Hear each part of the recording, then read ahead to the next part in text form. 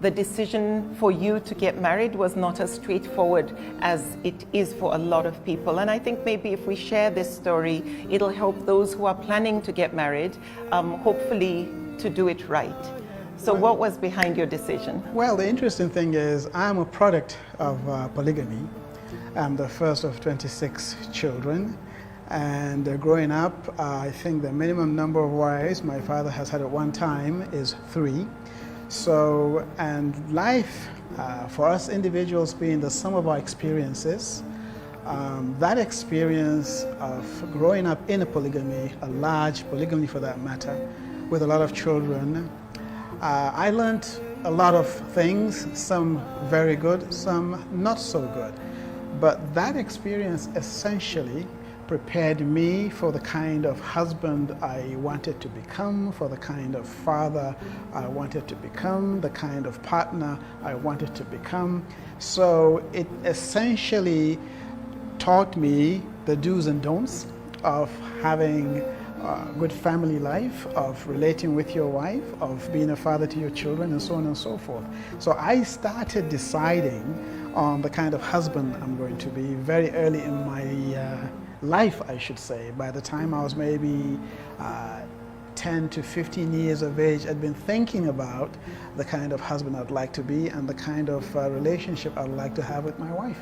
And I think this is such a reality for so many.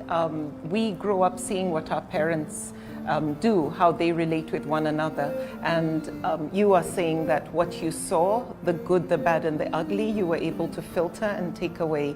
The ones that you felt were not pleasant, you wanted to make sure you do it right and you don't make the mistake of what you saw that was not pleasant. Absolutely. Not just in my immediate family. I had uncles and aunts, and I saw how relationships or marriages were not working as they should. And I was a very curious child, so I asked my father a lot of questions. When I saw traditional things being done in the family, I would ask him if that is religious or if that is traditional. And ultimately, it got to the point where I asked him, on what basis would Allah judge us? Is it going to be on tradition or is it going to be on religion? And my father just looked at me with a smile and said, son, it's going to be on religion. And I would oftentimes ask him about certain norms that just seemed out of the ordinary. They didn't seem proper. And he was way ahead of his time. He was honest with me, and he would say, you know, he called me Yaya, being the elder son, he would say, Yaya, that is not the way it's supposed to be. So earlier on, my father gave me that opportunity to ask. There wasn't that distance between father and son, and he was liberal in the sense that I could ask him a ton of questions about what's right and what's wrong.